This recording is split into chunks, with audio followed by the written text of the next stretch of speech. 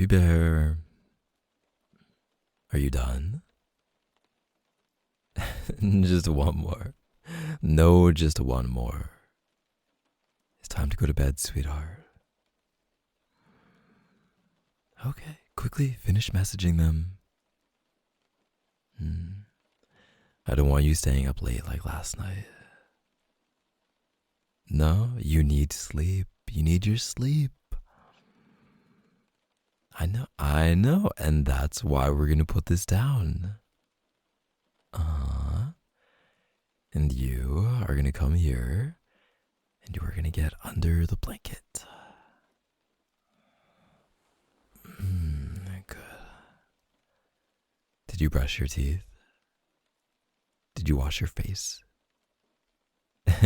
Did you steal my t-shirt? Of course you did.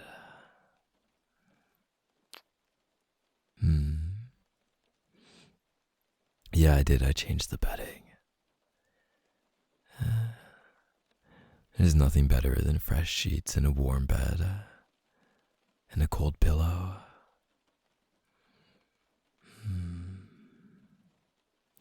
Well, I thought since you've been having trouble sleeping that you'd appreciate it, baby.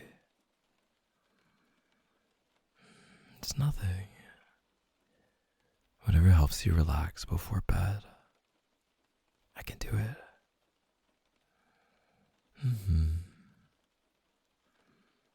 I know how much better you feel when you've had a good night's sleep and you're all rested and full of energy for me.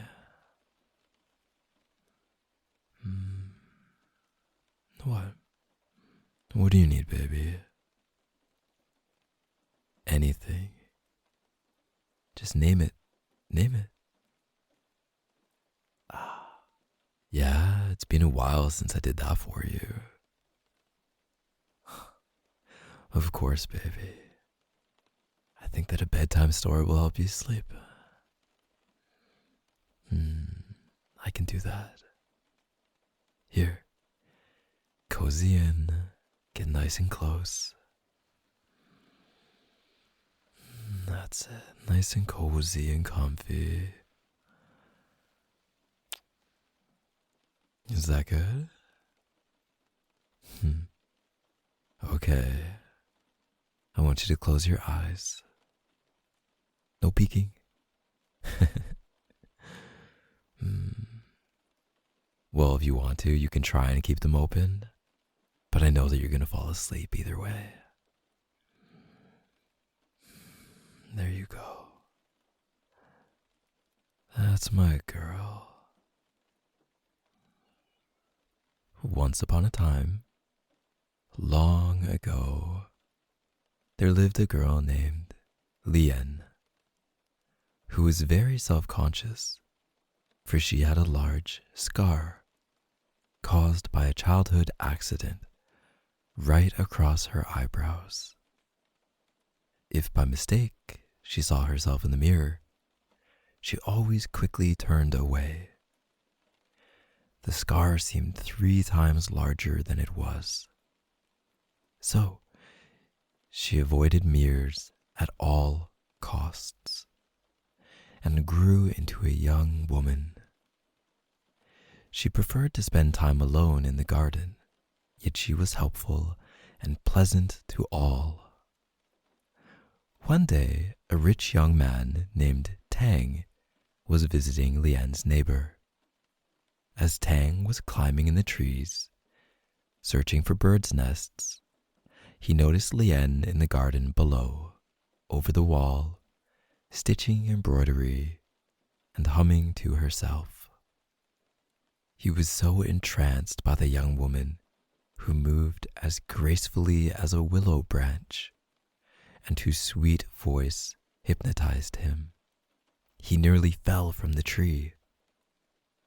It so happened that the maiden sat with her good side facing toward him, and Tang thought her the perfect vision of a soulmate. Tang scurried down the tree. "I have found my bride," Tang said to his parents. "Please make us a match at once." So the matchmaker was summoned, and the families exchanged gifts, and the matchmaker asked everyone to leave the room. "I must have a moment alone with the young man," said she. "Tang," said the matchmaker, "as you know, the woman has the grace of a princess. But there is something you must know. Her beauty is not perfect."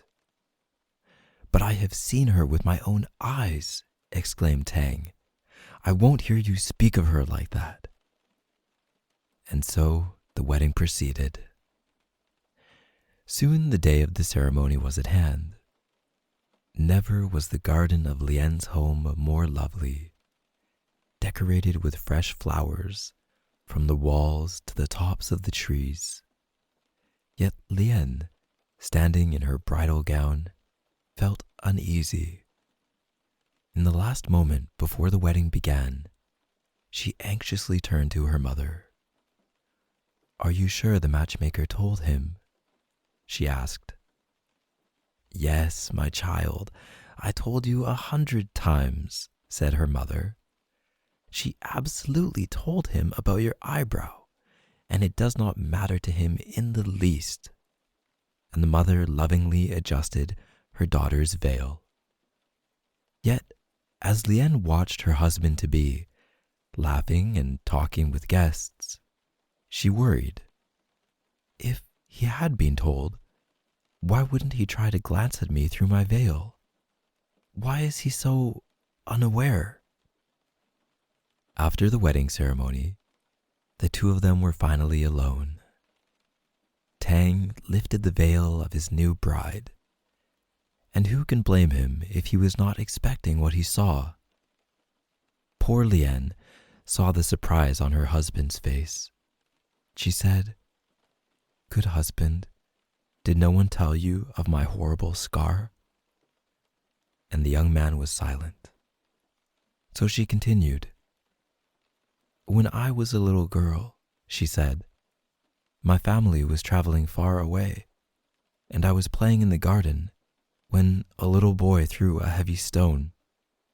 I'm sure he did not wish to hurt me, but it hit my forehead and cut me where you see this scar.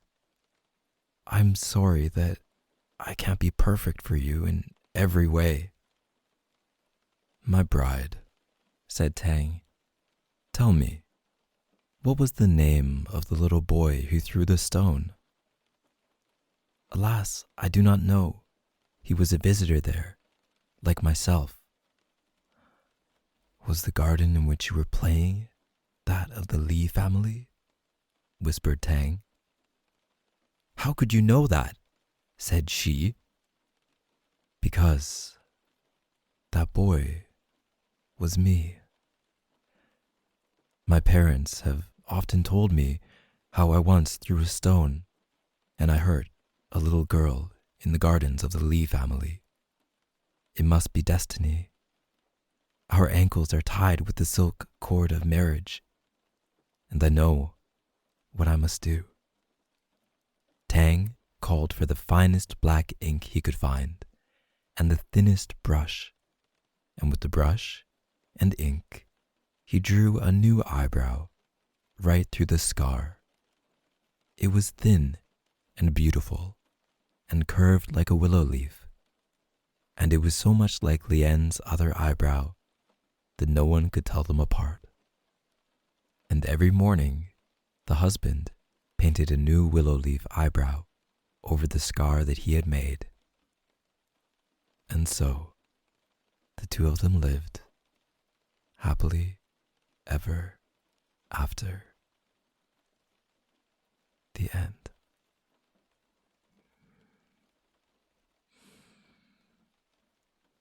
Sweetheart? It's okay. Nothing. Shh. Keep sleeping. Let your mind drift off to whatever dreamy little landscape you're going to dream about tonight. My little willow leaf. I'll be here. And I'll wake you up when it's time to wake up. And I'll protect you. And you have nothing to worry about.